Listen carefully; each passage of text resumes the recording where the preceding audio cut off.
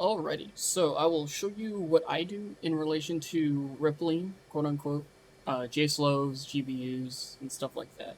So, in this case, we're going to ground attack, even though it's not going to be that effective. Um, I have a custom loadout called Supersede. Um, and then, see this one. Then I have a custom script built in that I spent time on building with the key command, so it'll automatically set up everything I need to do when I first launch an aircraft. So this is not normal. This is something completely different that I created for the FA-18. The reason why it's going to waypoint 15 and enabling precise mode is because there's 15 waypoints in the 4YA server.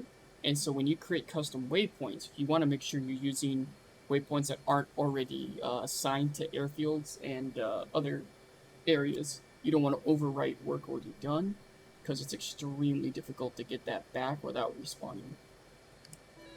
Let's fade and activate.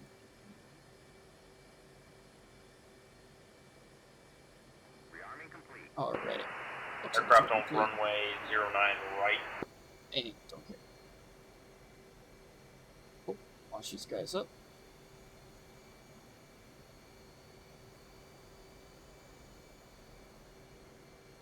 And while I'm taxiing, I'm just gonna activate my JSLOs, and I'll explain further as we get up in here.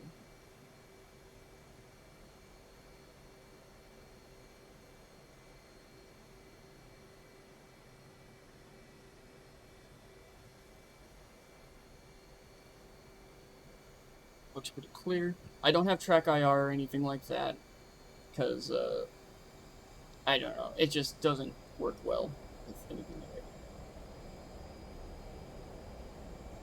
So I'm going to just go ahead and take up in the air. And my piloting skill is not the greatest in the world, but it'll get the job done. So let's get off the ground here. Activate flaps up, air to ground mode, autopilot, attack altitude, attack heading hold, activate SA. So now here's where the meat and potatoes come into it. So this is just me personally, but I would recommend one of your MFD screens be set to SA mode, which is just like your HSI, just not as powerful. And as you can see, I'm on waypoint 15 right here. And what I'll now do is I will swap over to the program called The Way. Where are these guys? I've already created custom waypoints, but in this case, we'll just create new ones. So as we're flying, I got a custom heading hold on right now. I'm just chilling. I'm not really doing a whole lot. F10. I'll press the F10 on the map. As you can see, we now have a little green circle. And I'm going to hit the ammunition depot. If you're going against known targets, it's easier to save these, and I'll show you how to do that. It's pretty simple. But circle over, hit save, that's waypoint 1. Scroll in. That's waypoint 2. So in this case, there's going to be only 3 of them. 3, and waypoint 4. Now, I'm going to go back into the aircraft.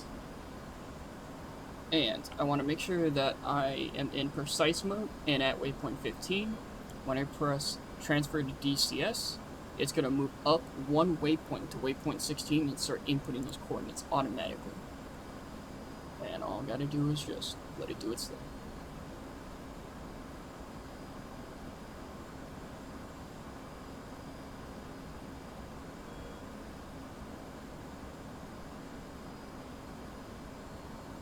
It sets these waypoints.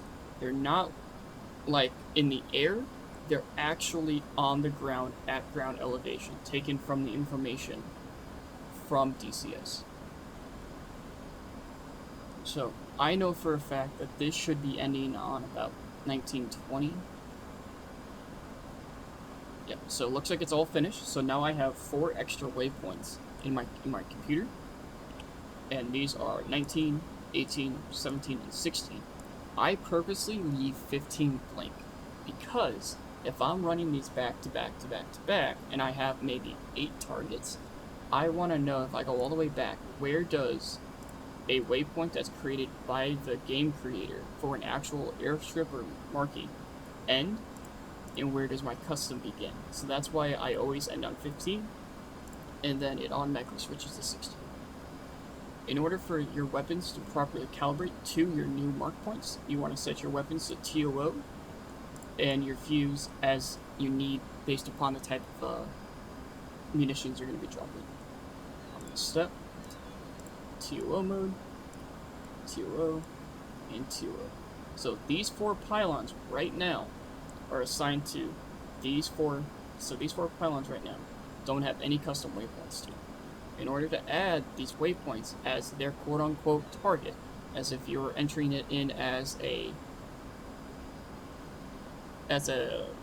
pre-planned mode, you would go first, step to your very first pylon, and press this one, the weapon designate, waypoint designate. Boom. You now assigned that waypoint as a target. Step, up, assign. Step, up, and assign. Step, up, and assign. Boom. Now, these 4 pylons are now assigned to those 4 specific waypoints that I created. The downside is with the FA-18 is, say for example with these guys, we have a total of 8 J-slopes. You can't, as far as I'm aware, and I could be completely wrong, because I'm still getting used to the game, you can't assign all 8 targets because the waypoints are assigned by pylon, not by munition.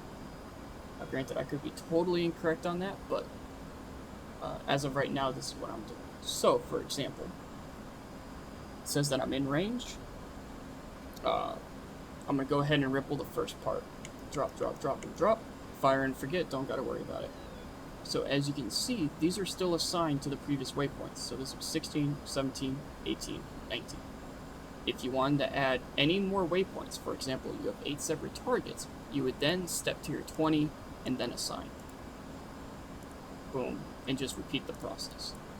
In this case, I don't want to, and I would bring that back to 16, assign again, and drop, drop, drop, and drop. And that's all there is to it. These can be used for GBUs, laser guided, even though it's not that effective. Other types of ammunition. So now let's watch these bad boys in front.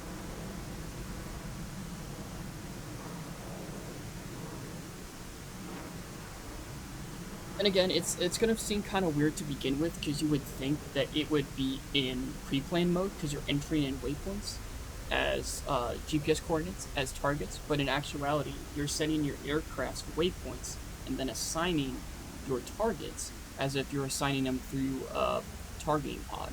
In this case, it's going to be very custom waypoints down to the wire of where you want these bad boys to hit. The easiest way to get the most maximum effectiveness and accuracy out of this type of bombing is if you zoom all the way in on the F10 directly over your target, and that green circle is completely in the center of that marker. This works best when you have known locations. If you don't have a known location, I would not recommend this as your preferred means of engagement. You'd rather using something like ground radar or something like that. So as you can see, they're already impacting the 4 targets we set.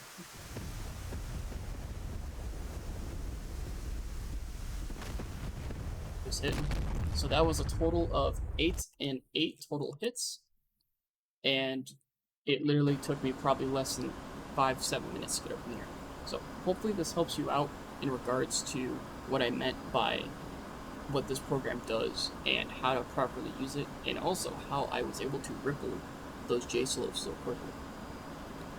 And again, you can ask me questions about it. I'm not the maker of this application, but this is how I use it in my 4x8 training server adventures.